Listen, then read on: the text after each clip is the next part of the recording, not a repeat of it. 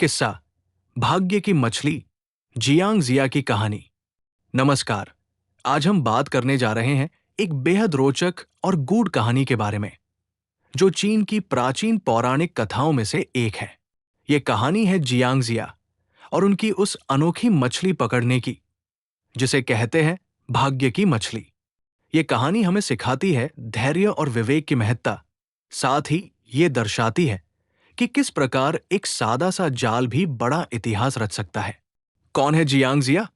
Jiang जिया एक महान दार्शनिक, रणनीतिकार और भविष्यवक्ता थे। वे चीन के पुराने युग के एक संत और गुरु की तरह माने जाते हैं। उनका समय था जब देश में अत्याचार और अधर्म का बोलबाला था। वे ऐसे समय में एकांतवास में रहते थे, बाहर की दुनिया की हलचल से दूर, और बस एक ही कर्म करते थे, मछली पकड़ना। लेकिन उनकी मछली पकड़ने की ये विधि साधारण मछली पकड़ने से बिल्कुल अलग थी। कहानी की शुरुआत। कहते हैं कि जियांग जिया का हुक या मछली पकड़ने का हत्था थोड़ा मोड़ा हुआ था। एक ऐसा हुक जो सीधा नहीं था, बल्कि टेढ़ा मेढ़ा था। इस मोड़े हुए हुक में ही उनकी पूरी कहानी छिपी थी। ये हुक किसी भी मछली को पकड़ने के लिए नहीं था, बल्कि ये हुक उन लोगों को पकड़ता था जो भाग्य के लिए योग्य थे। यानी ये हुक उन राजाओं और नायकों के लिए था जो सच्चाई, न्याय और धर्म के मार्ग पर चलने के लिए तैयार थे। जियांग जिया ने खुद को दुनिया से अलग कर लिया था।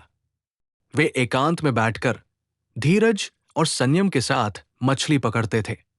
वे इंतजार कर रहे थे उस योग्य व्यक्ति का जो देश को न्याय और शांति दिला सके।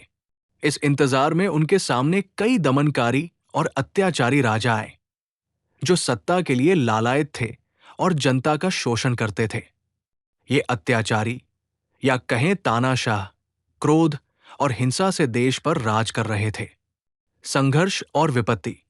तानाशाहों ने अत्याचार की सीमा पार कर दी थी। जनता दुखी थी। ऐसे समय में जियांग जिया ने मछली पकड़ना नहीं छोड़ा। वे जानते थे कि भाग्य उन्हीं का साथ देगा जो धैर्य रखेंगे और सही समय का इंतजार करेंगे। उनका मोड़ा हुआ हुक प्रतीक था उस धैर्य का, जो अंततः एक महान परिवर्तन की शुरुआत करेगा। मोड़ और विजय की ओर। फिर एक दिन जियांग जिया की सलाह और मार्गदर्शन पर दो महान योद्धा और नेता उभरे, वे और वो। ये दोनों अपने अपने क्षेत्र के वीर और न्यायप्रिय थे।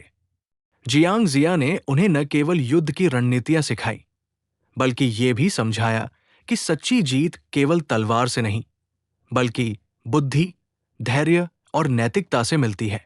वे और वो ने जियांग जिया के उपदेशों को अपनाया और वे तानाशाहों के खिलाफ एकजुट होकर खड़े हुए।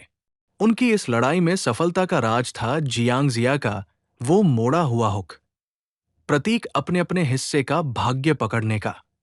धैर्य और संयम के साथ सही समय पर सही कदम उठाकर वे और वो ने देश में न्याय और शांति स्थापित की।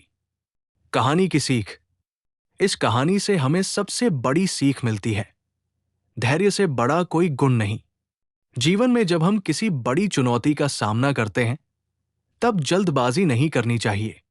जैसे जियांग जिया ने अपने मोड़े हुए हुक से बड़ी से बड़ी मछली को नहीं, बल्कि सही समय पर सही मछली को पकड़ा, वैसे ही हमें भी अपने कर्मों में संयम रखना चाहिए और अवसर का इंतजार करना चाहिए। धैर्य ही वो गुण है जो अंततः हमें सही मार्ग पर ले आता है और सही वक्त पर हमें सफलता दिलाता है। साथ ही ये भी समझना जरूरी है कि भाग्य खुद ब खुद नहीं आता, बल्कि उसे पाने के लिए हमें योग्य बनना पड़ता है। जियांग जिया का जीवन हमें ये सिखाता है कि संयम और नैतिकता के साथ रहना ही भाग्य की मछली पकड़ने का असली तरीका है।